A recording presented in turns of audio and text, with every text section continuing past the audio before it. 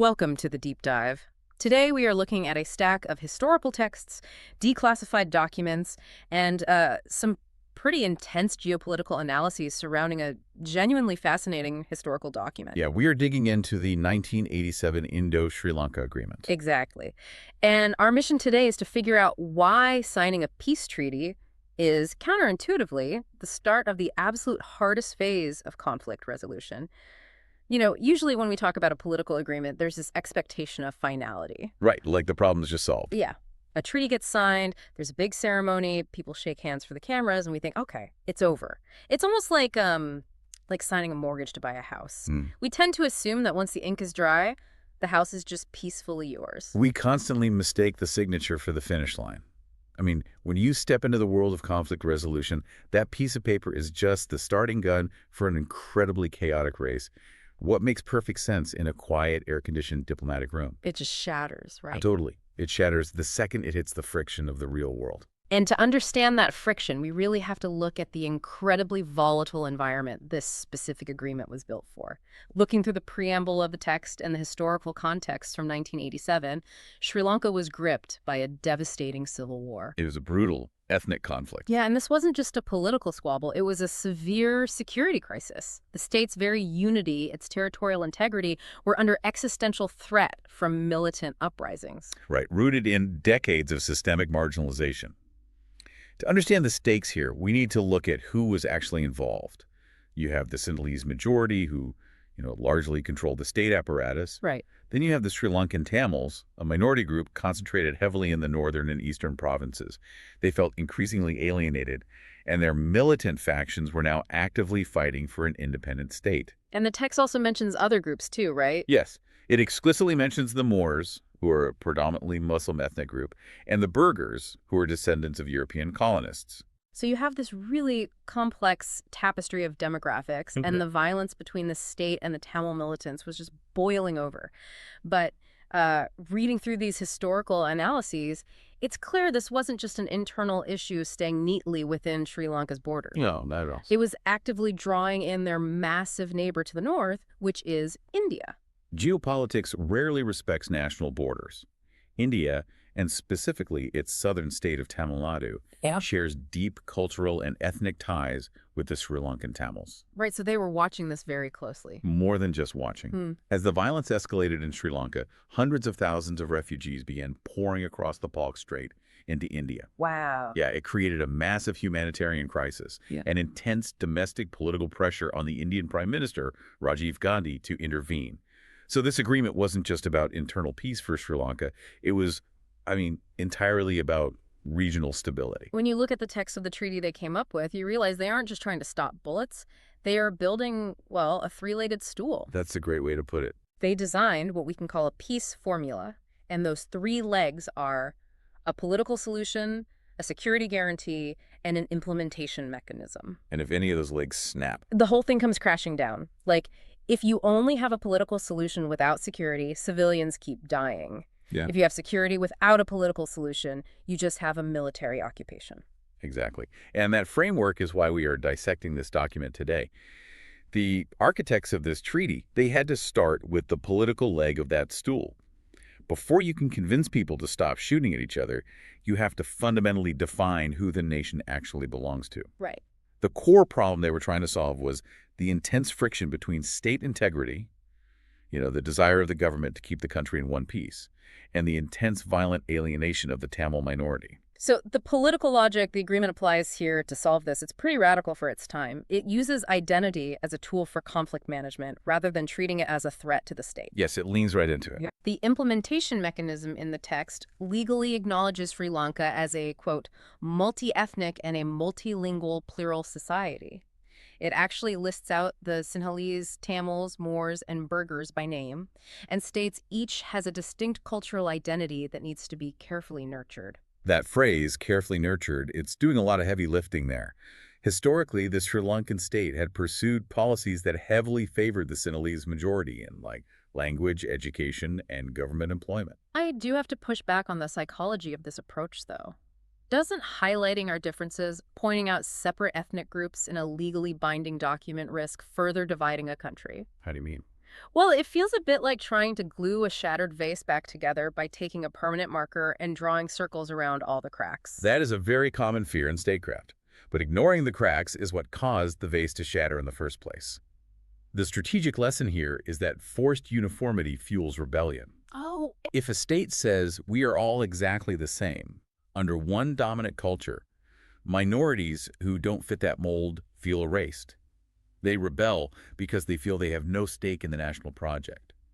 Acknowledging these distinct identities is actually the only way to balance the state's desire for sovereignty and territorial integrity with the legitimate realities of minority aspirations. so by recognizing diversity, you diffuse the tension. Exactly. They're trying to create a national identity that is an umbrella rather than a mold. Okay, so by saying we see you and we value your specific culture, the state is trying to convince everyone to stay in the same house. Right. But acknowledging these groups on paper doesn't solve the immediate physical problem, which is where do they actually live and govern? This document moves from abstract identity straight into hard geography. That takes us to the incredibly thorny Northeast province issue. The geographic core of the dispute. The conflict was deeply tied to territory. The militant groups were fighting for an independent state in the north and east of the island. So what's the logic there? The political logic is basically an equation. Territory plus identity plus political power equals the heart of the conflict. Granting regional political participation is the lever you pull to reduce that alienation. And the agreement recognizes the northern and eastern provinces as, quote, areas of historical habitation of Sri Lankan Tamil-speaking peoples. But the mechanical solution they came up with is wild. It really is. They mandate an immediate interim merger of these two separate provinces into one giant administrative unit. We're talking one governor, one chief minister, one board of ministers for this newly merged territory. They are completely redrawing the administrative map to give the Tamil minority a contiguous block of political power. But then they throw a massive wrench into the gears. They schedule a referendum for December 31st, 1988, for the people of the Eastern Province to vote on whether they actually want to stay merged with the North or split back up again. Right, leaving a huge question mark over the whole thing. And remember, the president of Sri Lanka is given the discretion to postpone that referendum. Think about the mechanical challenge of this for a second. You forcibly merge two massive regions to give a quick political win, but you leave this ticking, delayed fuse of a referendum that could just undo it all. Yeah, it's a huge gamble. Plus, the agreement explicitly states the government has to ensure all displaced people can safely return home just so they can vote. Trying to organize a secure, democratic referendum among populations displaced by a civil war sounds like an absolute logistical nightmare. It is an administrative nightmare, but there is a brilliant, albeit risky, strategic lesson here about the mechanics of power sharing. This is a classic conflict resolution tactic. You intentionally delay the absolute hardest choice. Kick the can down the road. Exactly. The permanent status of the Eastern Province was deeply contentious because its demographics were mixed. It wasn't just Tamils. There were significant populations of Sinhalese and Moors who might not want to be merged with the Tamil-dominated North. So you say, we'll figure out the permanent borders later, just put the guns down now. Right. You provide immediate, tangible administrative relief through the temporary merger to get the militant groups to the negotiating table. You buy time. The calculated gamble is that the interim period of peace will build enough trust and stability that the final vote, whatever the outcome, won't trigger a return to war. Let's think about the mechanics of that interim period, though. If you actually manage to merge these provinces, you suddenly have to build a unified government office. You need police, judges, clerks. And the first question a citizen has when they walk into that office to get their rations or a building permit is, can the person behind the desk even understand me? Language. Yes, language becomes the very next battleground. Linguistic exclusion was a massive driver of the initial ethnic division. Back in 1956, Sri Lanka passed the Sinhala Only Act, which made Sinhala the sole official language. Because language isn't just about chatting with your neighbor. The political logic here is that language equals access. It's your access to state resources, to government jobs, to the courts, to political representation. Is everything. If you don't speak the official language, and the state refuses to communicate in yours, you are effectively locked out of your own country's economy.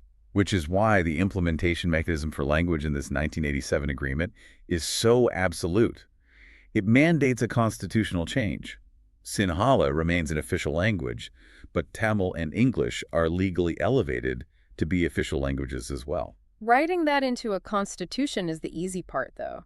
Actually changing the daily machinery of a government to suddenly operate in three languages is staggering. Oh, the logistics are daunting. You have to translate every legal document, train the police force to take statements in multiple languages, and hire bilingual civil servants. It takes years to build that infrastructure. It does.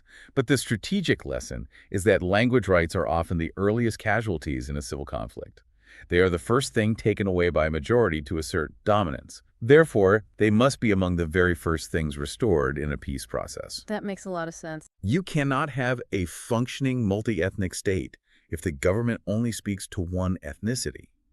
A citizen has to feel seen and heard by their government, quite literally. All of this, the new province, the trilingual government, the carefully nurtured identities, it sounds great in a diplomatic suite. But imagine you're a civilian in 1987. You've been dodging sniper fire and bombings for years. A piece of paper signed in a different city telling you that Tamil is now an official language doesn't mean anything to you if you still can't walk down the streets safely. Which brings us to the second leg of that stool we talked about, the security guarantee. The agreement has to pivot hard from political theory to physical reality. The immediate problem on the ground was ongoing militant violence and emergency military rule by the Sri Lankan armed forces. The political logic is simple but brutal, right? Violence reduction has to precede the political process. Nobody's going to vote in a referendum if they are getting shot at. Nobody. But looking at the implementation mechanism for this, the timeline they put in this document is mind-boggling. It is incredibly aggressive. Listen to this timeline from the text. The state of emergency in the North and East lifted by August 15, 1987, a total cessation of hostilities within 48 hours of signing. Militant groups must surrender all their arms, and the Sri Lankan army must be confined to their barracks within 72 hours. Yes, 72 hours. That is 72 hours. I mean, I can barely get 6 of my friends to agree on a restaurant for dinner in 72 hours, let alone tell warring armies who have been battling to the death for years to stop mid-punch, drop their rifles, and casually walk to opposite corners in the blink of an eye. How do you possibly enforce that mechanically? You've just hit on a fundamental concept in conflict studies. DDR, disarmament, demobilization, and reintegration. And your reaction highlights exactly why the first disarmament is the most brutally difficult phase of any peace process. Because nobody wants to be the first one to drop their gun. It is the ultimate security dilemma, driven by a massive trust deficit. Put yourself in the shoes of a militant in the jungle. Your weapon is the only thing keeping you alive. Giving up that weapon to a state military that you've been fighting a brutal war against for years without an ironclad proven guarantee of your physical safety. It's terrifying. It's beyond terrifying. It goes against every survival instinct. And the state military feels the exact same way. Telling your soldiers to lock themselves in their barracks while armed rebel factions are still out there roaming the countryside requires an insane leap of faith from the government. The strategic lesson here is sobering. Timelines on paper rarely survive the friction of ground realities. You can write 72 hours in a treaty, but overcoming human fear and deeply ingrained mistrust takes months, sometimes years. Let's follow that thought to the third letter in that DDR acronym, reintegration. Say you actually do get the guns down. What do you do with the thousands of people who used to hold them? Right, because you have a massive population of combatants and political prisoners existing entirely outside mainstream society. If you don't give them a path back in, they will just form new armed groups. The agreement tackles this with a massive and highly controversial implementation mechanism. The president of Sri Lanka agrees to grant a general amnesty to political prisoners and combatants who were held under the Prevention of Terrorism Act. This is a huge deal. Yeah, for context, the Prevention of Terrorism Act, or the PTA, was a sweeping emergency law that allowed the government to arrest suspects without warrants and detain them indefinitely without trial. It was a massive source of grievance. Absolutely. The agreement states special efforts will be made to rehabilitate these militant youth and bring them back into the fold. But political logic is undeniable. Defeating violence permanently requires reintegrating the fighters. You can't just win on the battlefield. You have to win the peace. But think about the psychology of that for the victims of the violence. Balancing justice for people who lost their children to bombings or assassinations with the political necessity of granting amnesty to the people who caused that loss. I mean, it feels incredibly unfair. It is deeply unfair to the victims. There's no getting around that. But the strategic lesson is that peace agreements require unpalatable compromises. You simply cannot build a unified, stable future if a massive segment of a generation remains permanently criminalized and locked out of national life. Because they have no other options. Exactly. If they have no legal path to participate in society, earn a living, and have a voice, they have no choice but to pick up the gun again. Amnesty is often the bitter medicine a society has to swallow to cure the disease of civil war. So we have this massive trust deficit. Neither the Sri Lankan government nor the militants truly believe the other side will keep their promises. The militants won't put down the guns, the army won't stay in the barracks, and the civilians don't trust either of them. What do you do when the domestic players are just completely deadlocked? You need a referee with actual leverage. Which brings us to the most consequential part of this entire historical case study, India's multifaceted role. Right. The political logic dictates that a regional power steps in to provide both diplomatic guarantees and physical security. And India's commitments in this document are staggering. They aren't just sending diplomats to observe the treaty, they are underwriting the whole thing. They promise to prevent Indian territory from being used against Sri Lanka. They commit the Indian Navy and Coast Guard to prevent militant supply lines across the strait.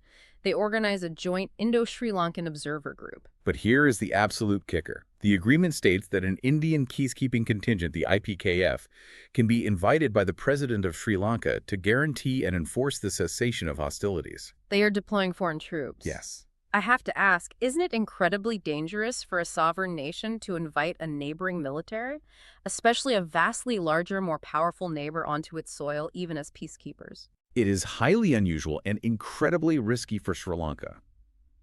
But if we look at the geopolitical reality, India wasn't acting out of pure altruism. They were managing their own regional security logic.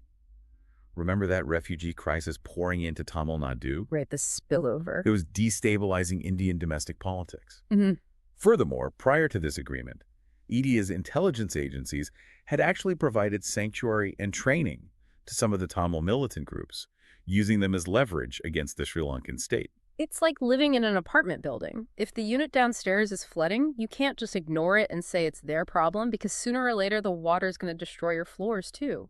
India helped turn on the faucet initially for leverage, but now the flood was ruining their own apartment. They needed the war to end. That is exactly the dynamic. The strategic lesson here is that civil conflicts are rarely entirely internal. They almost always spill over borders. Because of that, regional stakeholders are essential to any lasting settlement. You couldn't solve the Sri Lankan ethnic conflict without addressing India's security needs. So India was essentially the muscle guaranteeing the deal. Yes. The peacekeeping force was the physical manifestation of India's guarantee to both sides. They told the Tamils, we will ensure the Sri Lankan military stays in their barracks. And they told the Sri Lankan state, we will ensure the militants are disarmed. Okay, so we've walked through the entire blueprint. We have a brilliant formula on paper. It addresses the root causes, identity, territory, language. It provides a mechanism for amnesty and DDR. It brings in a regional superpower as a guarantor with boots on the ground. But, as we asked at the very start of this deep dive, why is this so hard to translate to the ground? Because of the implementation gap. If we do a gap analysis of this treaty, the strengths are obvious. It created a comprehensive political framework. But the limitations are glaring, and they all come down to who wasn't in the room when the document was signed. Yes. This is where it all clicks. There is a very specific telling clause in the document that just jumps out at you when you read it closely. It's in section 21. It says, these proposals are also conditional to the government of India taking the following actions. And listen closely to this part. If any militant groups operating in Sri Lanka do not accept this framework.